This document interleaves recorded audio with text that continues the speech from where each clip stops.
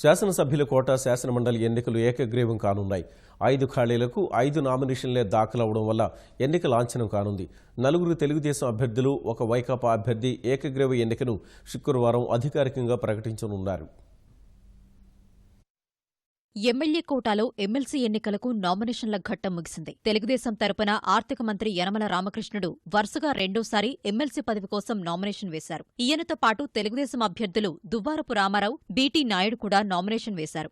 AP NGO మాజీ అధ్యక్షుడు అశోక్ బాబు తొలుత చంద్రబాబు సమక్షంలో తెలుగుదేశంలో చేరారు. ఆ తర్వాత నామపత్రాలు సమర్పించారు. వైకాపా తరపున జంగా కృష్ణమూర్తి ఇప్పటికే నామినేషన్ వేశారు. ఖాళీగా ఉన్న 5 స్థానాలకు 5 నామినేషన్లే దాఖలయ్యాయి. శుక్రవారం నామినేషన్ల పరిశీలన ముగిసిన అనంతరం 5గురిని ఏకగ్రీవంగా ఎన్నికైనట్లు ప్రకటించనున్నారు.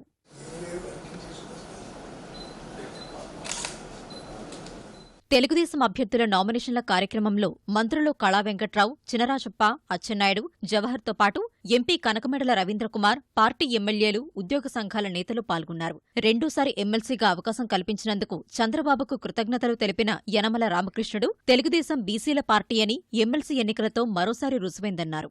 2014 మేనిఫెస్టో అంతా కూడా మేము కంప్లీట్గా ఇంప్లిమెంట్ చేయడం జరిగింది. ఇంప్లిమెంటేషన్లో ఉన్నాయి కూడా, అంచేత అవి స్ట్రెంగ్థన్ చేసుకోవాలి ముందు.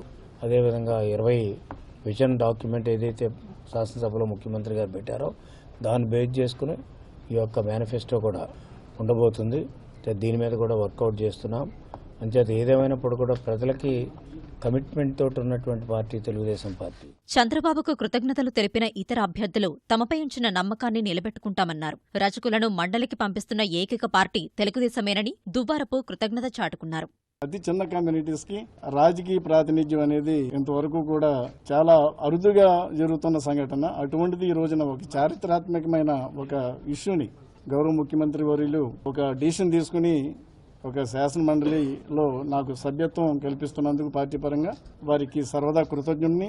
నా జీవితం అంతా కూడా పార్టీని మరింత స్ట్రెంథెన్ చేయడానికి నా వంతు నేను డెఫినెట్ గా ప్రయత్నం చేస్తాను. మెజారిటీ ఇష్యూస్ ఆ రోజున 43% ఫిట్మెంట్ కాడ నుంచి ఇవాళ 20% అయ్యారు వరకు మరి ముఖ్యమంత్రి గారి ద్వారా డిమాండ్లన్నీ కూడా ఎటువంటి ఆందోళన చేయకుండా మేము పరిష్కరించాం. అటు ఉద్యోగుల సమస్యల పట్ల, ప్రజల సమస్యల పట్ల సాధ్యమైనంత వరకు నిజాయితీగా కష్టపడి పనిచేయాలని ఈ అవకాశం వచ్చినందుకు మరొకసారి ప్రభుత్వానికి, తెలుగుదేశం పార్టీకి కూడా నేను అభినందన తెలుపుతున్నాను. వాల్మీకి బోయల సమస్యల పరిష్కారానికి పోరాడతానని బీటీ నాయుడు చెప్పారు.